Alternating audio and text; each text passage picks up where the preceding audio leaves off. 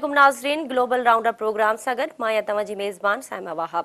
नाज़रीन, असां पंहिंजे प्रोग्राम जे ज़रिए समूरी दुनिया जी जेका सूरत हाल आहे उन ते डिस्कस कंदा आहियूं ऐं गॾोगॾु जेके हलंदड़ हफ़्ते जेको आहे मुख़्तलिफ़ मुल्कनि में जेके तब्दीलियूं आयूं आहिनि उन्हनि खे बि पंहिंजे प्रोग्राम में डिस्कस कंदासीं। नाज़रीन, अॼोके प्रोग्राम में जिन इशूज़ ते असां डिस्कस कंदासीं उन में सभ खां पहिरीं सूरत हाल हूंदी शाम जी।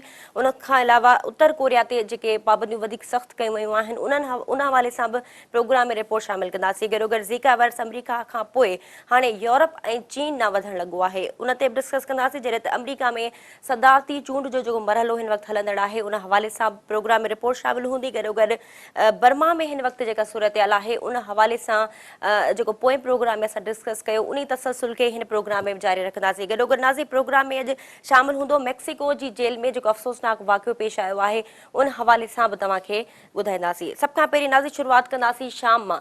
शाम जी सूरत हाल जे हवाले सां असां तव्हांखे ॿुधायो त हिन वक़्तु जेको आहे पनाहगीरनि जो अंगु ॾींहों ॾींहुं वधंदो पियो वञे। 50,000 लॻभॻि जेके पनाहगीर आहिनि उहे हिन वक़्तु तुर्की ॾांहुं रवाना थी विया आहिनि ऐं शाम में जेका सूरत हाल आहे उहा ॾींहों ॾींहुं अफ़सोसनाक थींदी पई वञे। नाज़रीन, शाम जे हवाले सां प्रोग्राम में हिकु रिपोर्ट शामिल कंदासीं, अचो त ॾिसूं। जंग जे वर चढ़ियल शाम में अमन जी उम्मीद पैदा थी आहे ऐं आलमी ताक़तूं जंगी कार्रवायूं रोकण ते मुतफ़िक़ थी वयूं आहिनि, जॾहिं त सदर बशार उल असद सॼे मुल्क जो कंट्रोल संभालण जो इरादो रखे थो। शाम जूं हालतूं बहितरी तरफ़ वधंदे नज़र अचनि पयूं ऐं आलमी ताक़तूं कुझु अॻिते वधियूं आहिनि। दुनिया जंगी कार्रवायूं रोकण ते मुतफ़िक़ त थी वई आहे, पर उहा जंगबंदी दाइश ऐं अल नसरा ट्रस्ट लाइ न हूंदी। जंगबंदी ते अहिड़ो इतफ़ाक़ म्यूनिख में थियल ॻाल्हियुनि बात कयो वियो, जंहिं दौरान शाम जी आलमी वज़ारत पिणु उन ॻाल्हि ते इतफ़ाक़ कयो आहे त शाम में इमदादी शयुनि जी पहुच वधाई वञे। शाम में जंगी कार्रवायूं रोकण जो ऐलान अमरीकी परॾेही सेक्रेटरी जॉन केरी पंहिंजे रूसी हममनसब सरगई लारोफ ऐं शाम लाइ गॾियल क़ौमुनि जे ख़ासि एलची स्टॉफिन डी मस्टूरा सां गॾु कयो। जॉन केरी चयो त वटनि ही लफ़्ज़ अञा रुॻो कागज़नि ते आहिनि, खेनि इहो ॾिसणो आहे त ज़मीन ते छा थींदो। संदसि चवणो त अमरीका ऐं रूस हिकु टास्क फोर्स जोड़ी आहे जेका शाम में सरगर्म ग्रुपनि सां सलाह मशवरा करे म्यूनिख में थियल मुआहिदे ते अमल जो जाइज़ो वठंदी। जॉन केरी चयो त शाम जे घेरे आयल इलाइक़नि में इमदादी शयुनि जी फराहमी बि शुरू कई वई आहे। रूसी परॾेही वज़ीर चयो त हू तमामु घणो पुरउमीद आहे त हुननि सुठो कमु कयो आहे। शाम में जंगबंदी जो उहो ऐलान अहिड़े वक़्तु साम्हूं आयो आहे जॾहिं शाम जी फ़ौज रूसी हवाई कार्रवाइनि जी मदद सां हल्ब में अॻुभराई कई आहे। रूस जे हवाई हमलनि खां पोइ शामी सरकार बाग़नि जे कब्ज़े मां केतिरा ई इलाइक़ा ख़ाली कराया आहिनि। शामी सदर बशार उल असद फ्रांसीसी ख़ाबरू इदारे खे इंटरव्यू ॾींदे चयो त हू जल्द समूरे मुल्क जो कंट्रोल संभालींदो। हुन चयो त बाग़नि खे शिकस्त ॾियण में कुझु वक़्तु ज़रूर लॻंदो, छाकाणि त इलाक़ाई ताक़तूं मुलविस आहिनि। बशार उल असद चयो त हू कंहिं बि अमन अमल दौरान दहशतगर्दी ख़िलाफ़ वेड़ जारी रखंदो। आलमी इमदादी इदारे ICRC ख़बरदार कयो आहे त शाम जे सूबे हल्ब में वेड़ जे करे 50,000 जे लॻभॻि लॾपलाण सबबि इंसानी बहरान पैदा थी रहियो आहे। इदारे जे बयान में चयो वियो आहे त इमदादी सामान जी सप्लाई लाइ रस्ता बंदि थी विया आहिनि, जंहिंसां मक़ामी माण्हू दबाव में आहिनि। बयान मूजिबि शाम में गर्मीपद तमामु घटि आहे। खुराक पाणी तोड़े पनाहगाह न हुजण करे लॾपलाण कंदड़ माण्हू ॾुखियुनि हालतुनि में ज़िंदगी गुज़ारे रहिया आहिनि। इमदादी एजेंसी डॉक्टर विदाउट बॉर्डर्स मूजिबि तुर्की जी सरहद वेझो आज़ज़ वारे इलाइक़े में वेड़ सबबि सिहत जो निज़ाम मुकमल तौर तबाह थी वियो आहे। इमदादी एजेंसी मूजिबि वेड़ सबबि लॾपलाण कंदड़ नंढियुनि कैंपुनि में पनाह वठण ते मजबूर आहिनि। ख़दशो आहे त नंढी उमिरि जे ॿारनि तोड़े बुज़ुर्गनि खे सख़्त सीअ जा ॾींहं खुलियल आसमान हेठि न गुज़ारणा पवनि। तुर्की गुज़िरियल 15 सालनि में 25 लख शामियुनि खे पनाह ॾेई चुको आहे। संदसि चवण आहे तूं अञा बि कंहिं हद ताईं शामियुनि खे पनाह ॾियण लाइ तयारु आहिनि। शाम में हलंदड़ वेड़ सबबि रुॻो हलंदड़ महीने 500 खां वधीक माण्हू मारिजी चुका आहिनि। तुर्की जिते शामी पनाहगीरनि जी मदद करे रहियो आहे, उते वरी अमरीका पारां कुर्द तंज़ीम जी हिमायत करण ते बि कावड़ियल आहे। तुर्क सदर रजब तैयब अर्दगान चयो त अमरीका डेमोक्रेटिक यूनियन पार्टी जे मेंबरनि ऐं उन जी हथियारबंद शाख खे दहशतगर्द तस्लीम करण में त नाकाम थी वियो आहे, पर उहो रत जो समुंड पैदा करे पियो। शाम जी सूरत हाल सबबि रूस ऐं तुर्की में बि तकरार थियो, जॾहिं त फ्रांस बि अमरीकी पॉलिसियुनि जो मुखालिफ़ नज़र आयो। इन तकरार दौरान अमरीका ऐं ओलह जे ॿियनि मुल्कनि जो मौक़िफ़ रहियो आहे त सदर बशार उल असद जे इक़्तिदार खां धार थियण ताईं मुल्क में अमन बहाल नथो थी सघे, पर रूस ऐं ईरान इन राय सां सहमत न आहिनि। पहिरियों भेरो हिन वॾे बहरान खे हल करण लाइ आलमी ताक़तूं मुतफ़िक़ थी वयूं आहिनि, जंहिं करे ईंदड़ ॾींहं वधीक अहम हूंदा। नाज़रीन, शाम जे हवाले सां रिपोर्ट तव्हां ॾिठी। शामी सदर बिशारुल असद हिन वक़्त जे सूरतहाल खे मुंहुं ॾेई रहियो आहे। उन हवाले सां हू पुरुमीद आहे त हू जल्द अज जल्द समूरे मुल्क ते कंट्रोल हासिल करे वठंदो। नाज़रीन, हिन वक़्त जेको आहे शामी सूरतहाल ते जेका डेवलपमेंट साम्हूं अचे पई, उन खां पोइ यकीन तौर ते इहा उमेद ज़ाहिर थी आहे त शामी जेको बहरान आहे उन जो जल्द अज जल्द हल निकिरण वारो आहे। नाज़रीन, हाणे प्रोग्राम में रिपोर्ट शामिल कंदासीं उत्तर कोरिया जे हवाले सां। नाज़रीन, उत्तर कोरिया मुख़्तलिफ़ वक़्तनि ते तजुर्बा कंदो रहियो आहे, पर हिन वक़्त उत्तर कोरिया पारां जेको हाइड्रोजन बम जो तजुर्बो कयो वियो, उन खां पोइ मथसि अमरीकी सेनेट पारां वधीक पाबंदियूं सख़्तु करण जो फ़ैसिलो कयो वियो। इन खां पोइ हिन वक़्तु हिकु पासे अमरीका, जापान ऐं ॾखण कोरिया हिकु पासे आहिनि, त ॿिए तरफ़ चीन जेको आहे उहो उत्तर कोरिया जी सपोर्ट में गॾु बीठल आहे। हिन हवाले सां हिकिड़ी रिपोर्ट शामिल कंदासीं, सम्झण जी कोशिशि कंदासीं त आख़िर मामिलो छा आहे।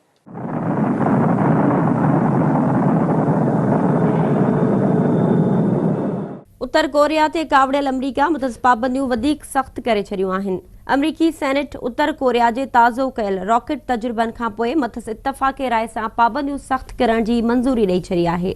उत्तर कोरिया ते पाबंदियुनि वारे उन ठाराह जे हक़ में 96 वोट पिया ऐं को हिकु वोट बि मुख़ालफ़त में न पियो।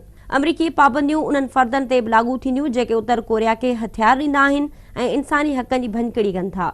अमरीकी सेनेट मां मंज़ूर थियल पाबंदियुनि में अहिड़नि माण्हुनि खे निशानो बणायो वियो आहे जेके वॾे पैमाने ते तबाही पखेड़ींदड़ हथियारनि जो वापारु कंदड़ हुजनि या उन लाइ माली मदद कनि, उत्तर कोरिया जे रॉकेट प्रोग्राम सां वागियल हुजनि या मनी लॉन्ड्रिंग में मुलविस हुजनि। नयूं अमरीकी पॉलिसियूं मंशिया जे स्मगलर्स, इंसानी हक़ जूं भञकिड़ियूं कंदड़नि ऐं अमरीका जी साइबर सिक्योरिटी खे नुक़सान पहुचाईंदड़ ते बि लागू थींदियूं। नए कानून तहत अमरीका उत्तर कोरिया में इंसानी हक़नि बाबति $5 करोड़ जी लागत सां रेडियो नशरियात शुरू करे सघे थो। अमरीकी कांग्रेस इन क़िस्म जे हिकु कानून जी मंज़ूरी ॾिनी हुई। हाणे उन्हनि ॿिन्हिनि कानूननि खे गॾु करे हिकु मसवदो ठाहियो वेंदो जंहिं ते सदर बाराक ओबामा सही कंदो। अमरीकी कांग्रेस जनवरी में उत्तर कोरिया जे एटमी तजुर्बे खां पोइ ई मथस पाबंदियूं सख़्त करण ते गौर करे रहियो हो, पर गुज़िरियल हफ़्ते उत्तर कोरिया जे रॉकेट तजुर्बनि खां पोइ मथस वधीक पाबंदियूं लॻाइण जो मुतालबो ज़ोर वठी वियो हो। अमरीकी सेनेट जी परॾेही मामलनि वारी कमेटी जे चेयरमैन बॉब क्रॉकर ठाराह बाबति ॻाल्हाईंदे चयो त अमरीका जूं पॉलिसियूं हिकु ॾहाके ताईं संगीन नाकामी जो शिकार रहियूं आहिनि। हिन वक़्तु ही सख़्त पाबंदियूं उत्तर कोरिया जे मसइले जो हल साबित थी सघनि थियूं। अमरीकी सेनेटर्स जो चवणु आहे त हू समूरी दुनिया में एटमी हथियारनि जो कारोबार रोकणु चाहिनि था। उत्तर कोरिया वारो मामिलो को नओं नाहे, पर उहो काफ़ी सालनि खां जारी आहे। उत्तर कोरिया 2006 में एटमी तजुर्बो कयो ऐं उन खां पोइ 2009 ऐं 2013 में बि एटमी तजुर्बा करे चुको आहे, जॾहिं त पहिरियों भेरो हाइड्रोजन बम जो तजुर्बो कयो। अमरीका खां सवाइ गॾियल क़ौमुनि बि उत्तर कोरिया ते इक़्तिसादी पाबंदियूं लॻाए चुको आहे, जॾहिं त उन जे 20 इदारनि ऐं 12 माण्हुनि खे ब्लैक लिस्ट बि कयो वियो आहे। उत्तर कोरिया वारे मामले ते अमरीका, जापान ऐं ॾखण कोरिया जे पासे बीठो आहे।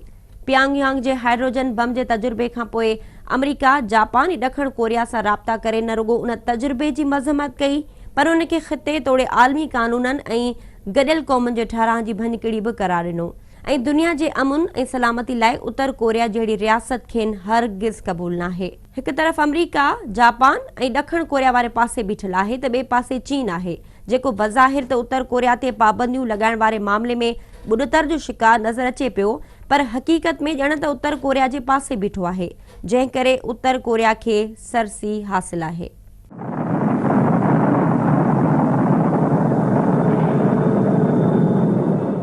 नाज़े उत्तर कोरिया जे हवाले सां रिपोर्ट तव्हां ॾिठी। उत्तर कोरिया में हिन वक़्तु जेका सूरतहाल आहे उन हवाले सां उत्तर कोरिया जी जेका सियासी क़यादत आहे उन पारां इहो चवणु आहे त हू पंहिंजे हिन मौक़िफ़ ते क़ाइमु आहिनि ऐं हू बेख़ौफ़ थी करे अॻिते वधंदा रहंदा।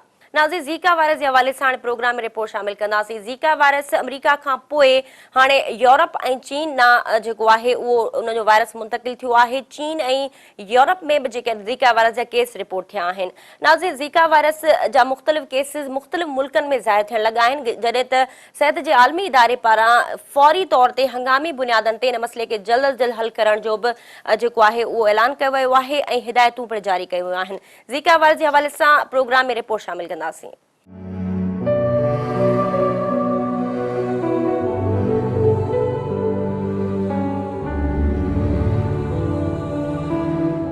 अमरीका में ज़ीका वायरस जे ख़तरे खां पोइ स्पेन जी ॻोरहारी औरत में ज़ीका वायरस जो केस रिपोर्ट थियो आहे। स्पेन जी सिहत वारी वज़ारत मूजिब उहा ॻोरहारी औरत कोलंबिया खां स्पेन मोटण ते वायरस जो शिकार थी। यूरोप में हिन नोयत जो ही पहिरियों केस ज़ाहिर थियो आहे। सिहत वारे इदारे पारां तस्दीक कई वई आहे त स्पेन मां ज़ीका वायरस जे 7 केसनि मां ही हिकु तस्दीक शुदा केस आहे। हिन वायरस ज़रिए ॿार खे वधीक ख़तरो थियण जी तस्दीक थी आहे। माहिरनि मूजिब ही वायरस माउ मां ॿार में मुंतकिल थिए थो ऐं हिकु गैर मामूली जिस्मानी बीमारी माइक्रोकेफेली जो सबबु बणिजे थो। हिन वायरस लातीनी अमरीका जे ख़िते खे पंहिंजी वकड़ में आणे छॾियो आहे, जॾहिं त कोलंबिया ॾखण अमरीका ऐं कैरेबियन जे 23 मुल्कनि ऐं इलाइक़नि मां हिकु आहिनि जेके वायरस मां सख़्तु मुतासिर थिया आहिनि। ज़िका वायरस ऐं उन जे असाबनि विच में ॻांढापो अञा ज़ाहिर न थी सघियो आहे ऐं नई हमल जे मुख़्तलिफ़ मरहलनि में साम्हूं ईंदड़ ख़तरा मालूम थी सघिया आहिनि। ताज़ो ई ब्राज़ील में हिकु केस साम्हूं आयो आहे जंहिंमें ही वायरस रत जी मुंतकिली ज़रिए ॿिए माण्हू में मुंतकिल थियो हो, जॾहिं त उन खां अॻु हिन वायरस खे मच्छर ज़रिए फैलजण जो ज़िम्मेवार करार ॾिनो पियो वियो। सिहत जे आलमी इदारे हिदायत कई आहे त अहिड़नि माण्हुनि खां रत जो अतियो न वरितो वञे जेके वेझर में ख़तरनि जे वर चढ़ियल इलाइक़नि खां आया आहिनि। यूरोप खां सवाइ चीन बि पहिरें केस जी तस्दीक करे छॾी आहे। चीन जी सिहत ऐं ख़ानदानी रिथाबंदी कमीशन पारां केस जी तस्दीक कई वई। इहो वायरस 64 सालनि जे शख़्स में तस्दीक थियो जेको वेनेज़ुएला खां जियोंगजी सूबे में पंहिंजे घर वापसि आयो हो। सिहत जे आलमी इदारे जिस्मानी उज़वनि जे नुक़्सन सबबि 40 लख माण्हू मुतासिर थियण जी दावा पिणु कई हुई।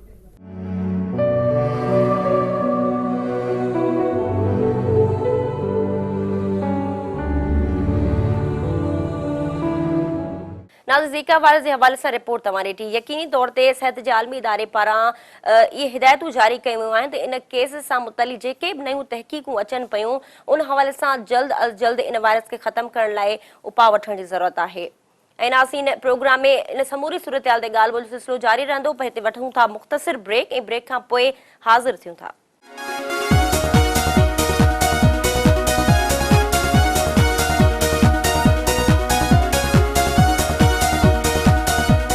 नाज़रीन, प्रोग्राम में तव्हांखे ॿीहर भली कार चवंदासीं। नाज़रीन, प्रोग्राम में हाणे ज़िक्र कंदासीं अमरीका में सदारती चूंड जो।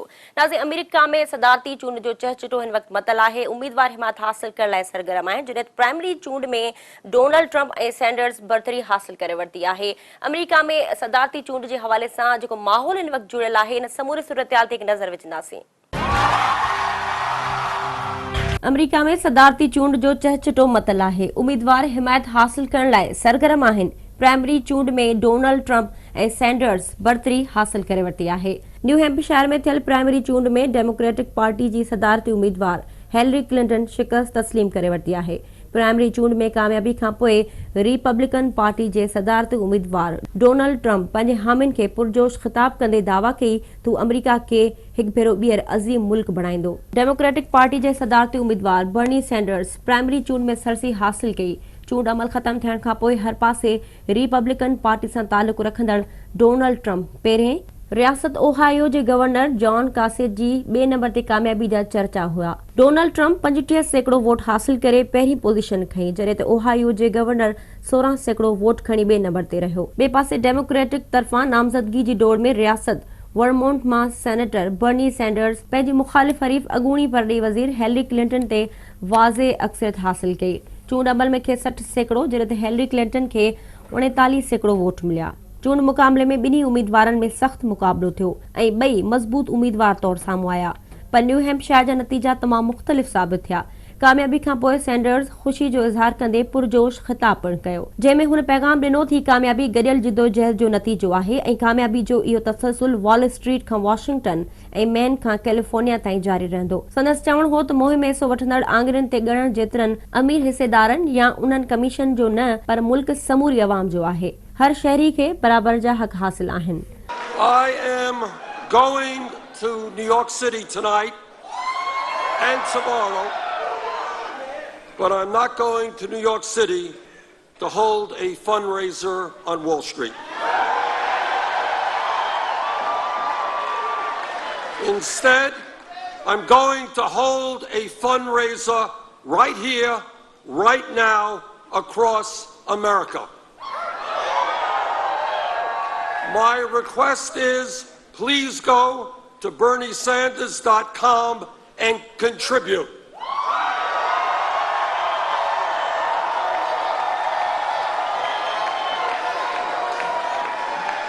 Please help us raise the funds we need, whether it's $10 or $20 or $50. Help us raise the money we need to take the fight to Nevada, South Carolina, and the states on Super Tuesday.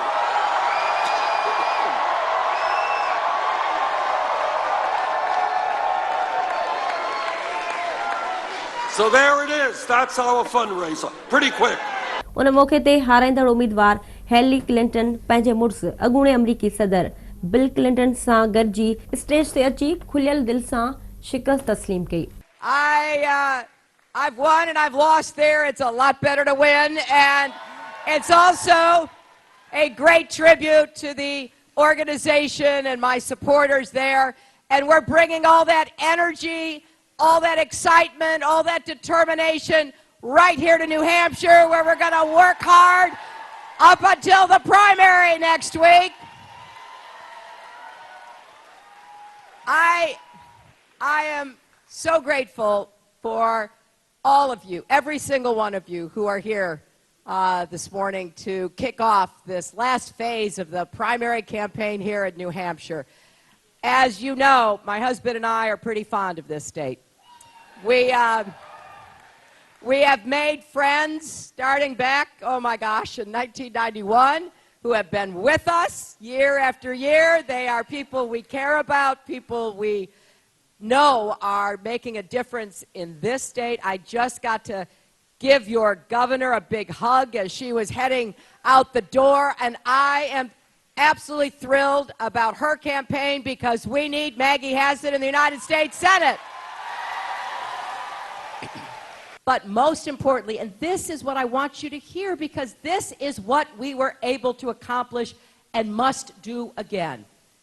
Incomes went up for everyone.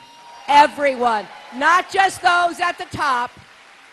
Middle class families, working people, and most importantly to me, because of my long advocacy on behalf of kids, we lifted more people out of poverty in those 8 years than at any other recent time in American history.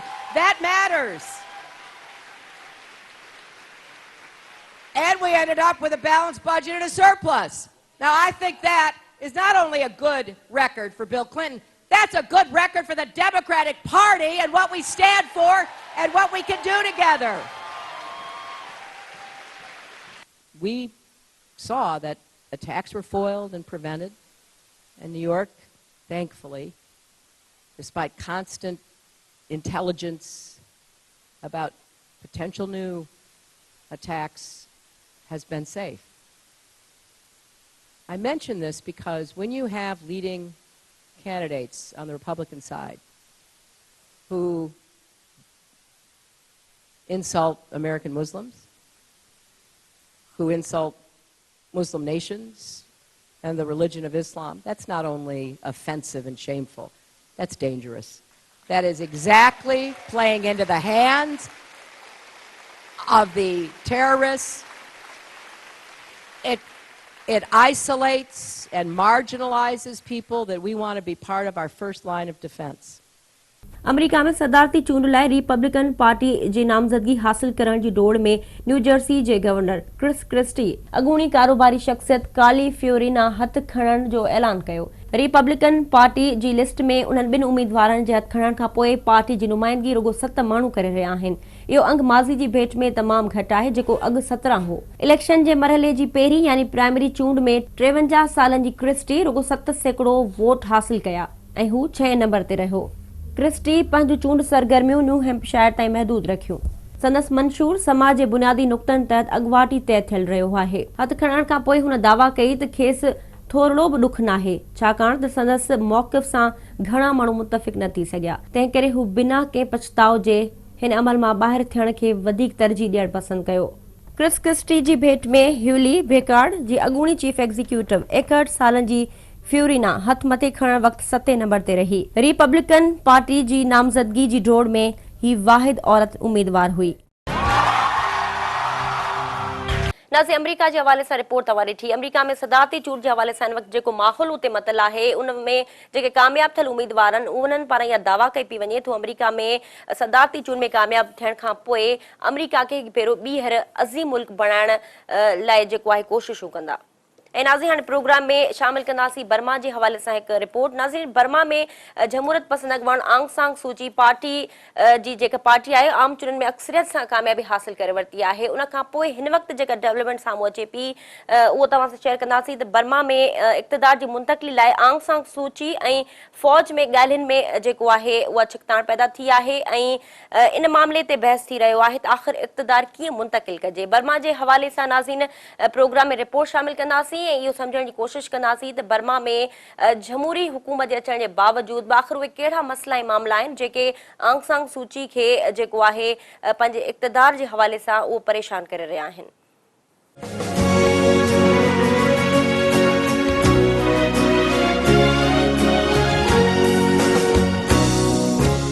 Burma में जमहूरियत पसंद अॻवान आंग सांग सूची जी party आम चुनावनि में अक्सरियत माणे वरिती आहे, पर मुल्क में जमहूरी हुकूमत कायम थियण जो पंधु अञा परे नज़र अचे पियो।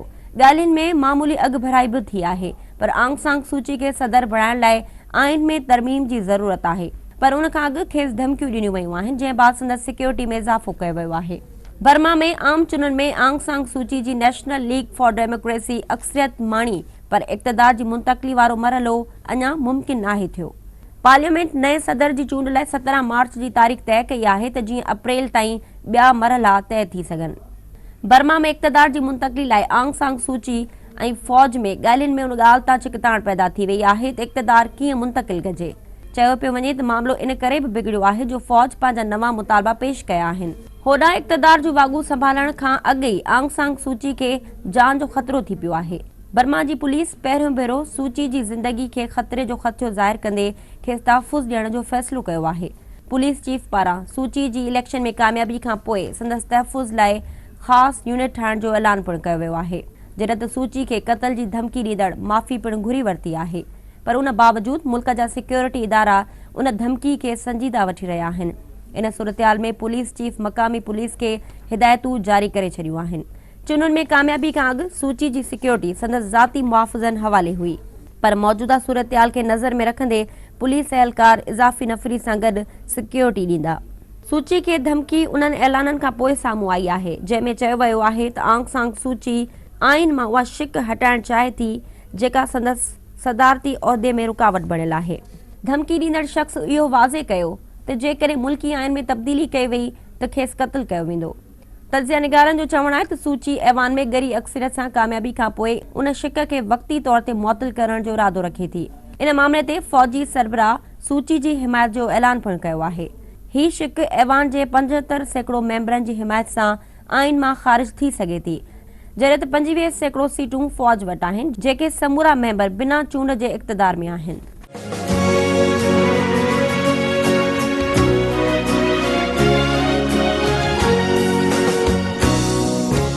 नाज़रीन बर्मा जे हवाले सां रिपोर्ट तव्हां ॾिठी। बर्मा में हिन वक़्तु जेका सूरतहाल साम्हूं अचे पई उन हवाले सां आंग सांग सूची काफ़ी परेशान आहे ऐं हू इहो हिन वक़्तु जेको आहे पंहिंजे पार्टी जे कामयाब थियल मेंबरनि सां सलाह मशवरा करे रही आहे त आख़िर इक़्तिदार जी मुंतक़िली कीअं कजे, जॾहिं त पार्लियामेंट जे नए सदर जी चूंड 17 मार्च ताईं मुलतवी कई वई आहे।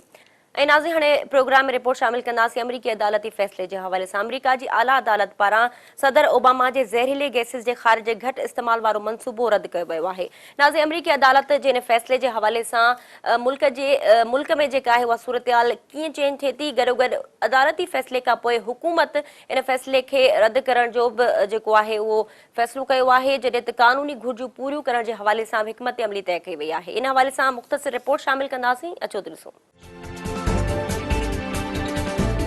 अमरीकी सदर बराक ओबामा जो कार्बन गैस जे ख़ारिज में घटिताई वारो मनसूबो सुप्रीम कोर्ट पारां कालअदम करार ॾिनो वियो आहे। टेक्सास जे अटॉर्नी जनरल केन पेटिक्सन 27 रियासतुनि ते ॿधल हिकु ग्रुप पारां दाख़िल कयल दरख़्वास्त खे उकलाईंदे फ़ैसिलो ॿुधायो। अमरीका जी आला अदालत सदर ओबामा जे मनसूबे खे मुअत्तल कयो, जंहिं तहत मुल्क में बिजली घरनि खे कार्बन डाइऑक्साइड जे ख़ारिज में घटिताई करण जो चयो वियो हो। माहौलियाती तब्दीलियुनि खे मुंहुं ॾियण लाइ सदर ओबामा ज़ाब्ता इख़्लाक़ जारी कयो हो, जंहिंमें समूरनि रियासतुनि खे सेप्टेंबर 2016 ताईं जो वक़्तु ॾिनल हो, जंहिंमें ज़हरीली गैस जे ख़ारिज में 32% घटि करण बाबति पंहिंजा मंसूबा पेश करणा हुआ। उन खां अॻु अमरीकी सदर मौसमियाती तब्दीलियुनि खां बचाव जे हवाले सां नुक़सान ॾींदड़ गैसिस जे ख़ारिज में घटिताई लाइ साफ़ शफ़ाफ़ तवानाई जे इस्तेमाल जो अहद कयो हो। इन ॾस में ओबामा नए मंसूबे जो इफ़्तिताह पिणु कयो, जंहिंजो मक़सदु तवानाई वारे शोबे में 2030 ताईं कार्बन जे ख़ारिज ते वॾे पैमाने ते घटि करणु आहे। मौसमियात बाबति सदर ओबामा जे आला सलाहकार ब्रायन डेस चयो त मौसमियात सां वाॻियल आलमी क़दम न सिर्फ़ अमरीका पर पूरी दुनिया लाइ ज़रूरी आहिनि। इन्हनि क़दमनि ते अमल करण सां मुस्बत नतीजा हासिल करे सघजनि था। इन सूरतहाल में अमरीकी अदालत जे फ़ैसिले में ॼाणा वियो त जेसीं ताईं क़ानूनी घुर्जूं पूरियूं न थींदियूं तेसीं ताईं उसूल मुअत्तल रहंदा। डिस्ट्रिक्ट ऑफ कोलंबिया जी कोर्ट केस जी ॿुधणी जून में कंदी, जंहिंखां पोइ सुप्रीम कोर्ट इन मामले जी कार्रवाई मुकमल कंदी।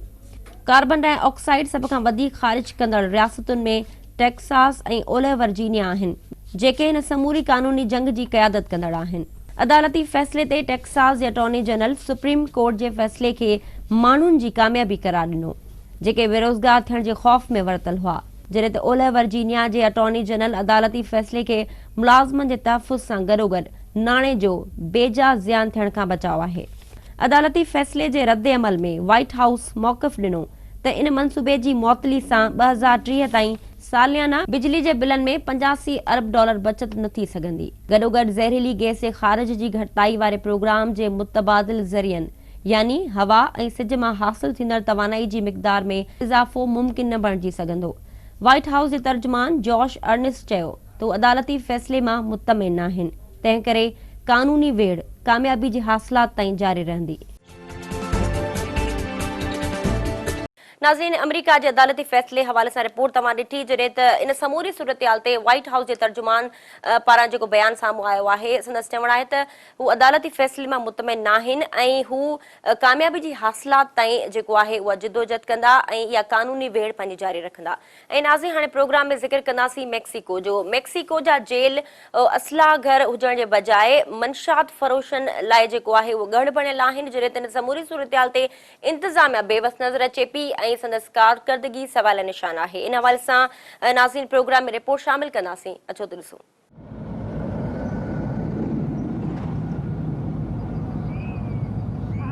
मेक्सिको जी जेल में मंशियात फ़रोशनि ऐं संदनि मुखालफ़नि में झेड़े जे नतीजे में 49 माण्हू मारिजी विया। नेवोलोन रियासत जे गवर्नर जेमी रोड्रिगेज़ जो चवणु आहे त टोपो चिको जेल में अधु राति खां पोइ रीटा 27 सॾाईंदड़ मुख्य जवाबदार जे हामिन ऐं संदसि मुखालिफ़ गिरोहनि में झेड़ो थियो, जंहिंमें बोतलुनि ऐं ब्लेड जे इस्तेमाल सबबि 49 माण्हू मारिजी विया ऐं केतिरा ई ज़ख़्मी थिया। हीउ वाक़ियो कुझु सालनि खां मुल्क जी जेलुनि में थींदड़ झेड़नि जे नतीजे में बदतरीन सूरतहाल जे पैदा थियण खां पोइ साम्हूं आयो आहे। मेक्सिको जी जेलुनि में गुंजाइश खां वधीक कैदी हुअण सबबि अहिड़ा वाक़िया पेश ईंदा रहनि था, जॾहिं त कुझु जेलुनि जो मुकमल कंट्रोल मंशात फ़रोशनि जे हथनि में हुअण करे अहिड़ा झेड़ा रिपोर्ट थींदा रहिया आहिनि। टोपो जेल तमामु पुराणो जेल आहे, पर उन बावजूदि हिते सलामती जी सूरतहाल अफ़सोसनाक आहे। रियासत जे गवर्नर पारां केतिरा ई भेरा जेल में सुधारनि ते ज़ोर ॾिनो वियो ऐं इहो ख़दशो ज़ाहिर कयो वियो त जेकॾहिं सूरतहाल खे ठीकु न कयो वियो त ॻाल्हि हथनि मां निकिरी सघे थी। जेलुनि में थींदड़ इन क़िस्म जे वाक़िअनि सबबि इलाइक़े जे मेयर मंशात फ़रोशनि जे ख़िलाफ़ कार्रवायूं कयूं, जंहिं सबबि मथस 2 दफ़ा कातिलाना हमला पिणु थिया। हिकु रिपोर्ट मूजिबि टोपो चिको जेल इंतिज़ामिया इन्हनि वाक़िअनि खे रोकण लाइ का ख़ासि हिकमत अमली तयारु न करे सघी आहे, जंहिं करे उन ते काफ़ी तनक़ीद थींदी रही आहे। मेक्सिको में मुख़्तलिफ़ वाक़िअनि में उन खां अॻु 3500 कैदियुनि मां 52 कैदी मारिजी चुका आहिनि। हीउ वाक़ियो गुज़िरियल कुझु सालनि खां जेलुनि में थींदड़ वाक़िअनि मां सभ खां बदतरीन वाक़ियो आहे। हीउ वाक़ियो उन वक़्तु थियो आहे जॾहिं ईंदड़ हफ़्ते पोप फ्रांसिस मेक्सिको जी जेलुनि जो दौरो कंदो।